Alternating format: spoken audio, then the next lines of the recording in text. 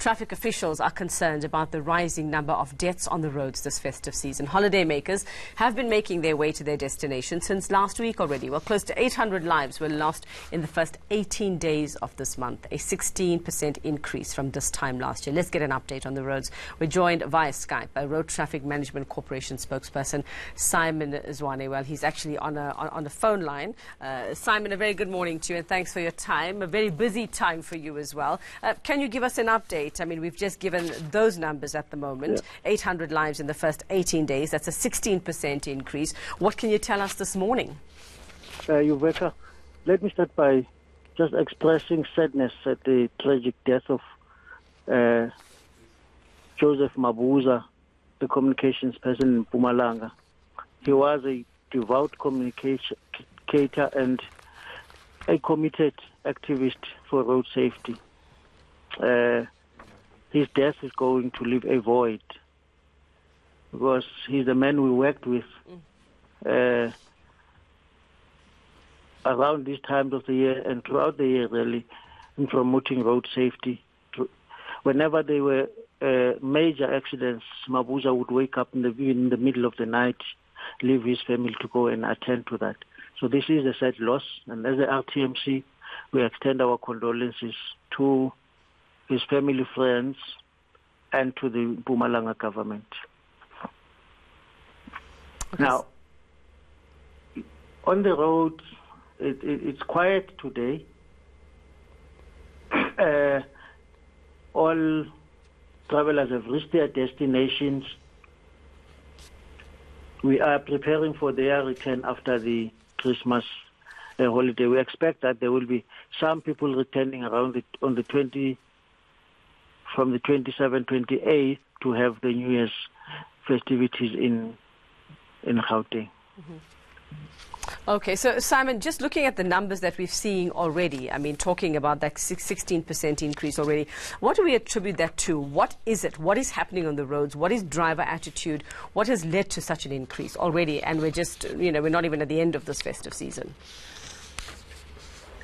Yeah, the major causes are really human related. It's human errors. It's reckless and negligent driving. But of course, there are people who are driving under the influence of alcohol. There are those who are speeding. And there are people who are not wearing seat belts. Veka, up to 38% of people dying on the roads are passengers. And in most of the accidents that have happened, even a major crash that happened a day or two ago when a taxi rolled and killed 7 people, we believe if people had been wearing seatbelts, many of these lives we could be saving. But we could be saving even more lives if people were to avoid alcohol.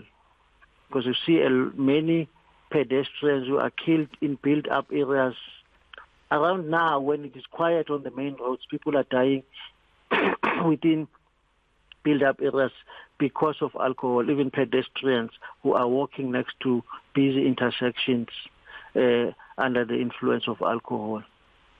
Okay, well, Simon, I mean, we know the awareness campaigns around that, and it's really, when it comes to that, it is up to the drivers. It's up to people to decide whether they actually want to live. But I see the RTMC here is looking at what you can do to sort of curb the road deaths. You're looking at rewriting the road rules. Just tell us a little bit about what your thoughts are around this, what it is that you're hoping to do to actually make our roads safer and to make South Africans more responsible drivers.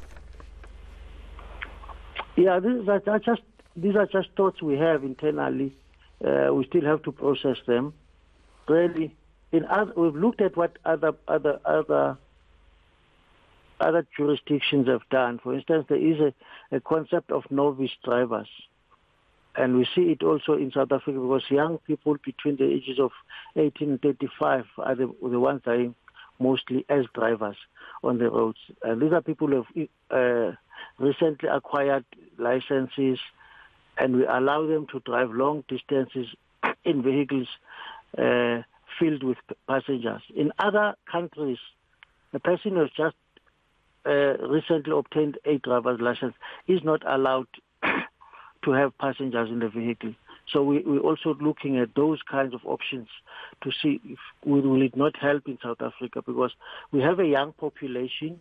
These are the people who are starting off to work, and these are the people who are the productive sector of the economy. So we're thinking about why shouldn't we have a similar arrangement so that people can have a full load of passengers only when they are fully confident in their driving abilities. It is even tragic because we find 18, 19-year-olds with public driver's permits driving taxis and trucks. And these people are not, some of them are not yet fully competent in their driving ability. So, Simon, are these proposed new driving regulations that you're looking at, are these just ideas that you're throwing on the table at the moment? They're not any, set in stone at the moment? These are ideas we are throwing out and discussing. At some point, they will be firmed up into firm proposals, but there's still ideas at the moment. Okay, so how long do you think it's going to take to sort of solidify these ideas? What's the process that you're going to have to go through with these? Well, we would have to meet with the Department of Transport to have a discussion, a thorough discussion about what needs to be done.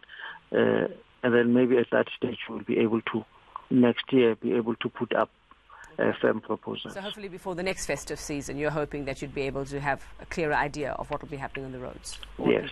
Okay, well, thanks very much for your time, and our condolences as well to your department, Simon, your colleague who passed away. And thank you very much for your time. I'm sure it was difficult for you to speak in the middle of and I could hear how you were feeling about that. Thanks very much for your time. Road Traffic Management Corporation spokesperson Simon Zwane on the line there.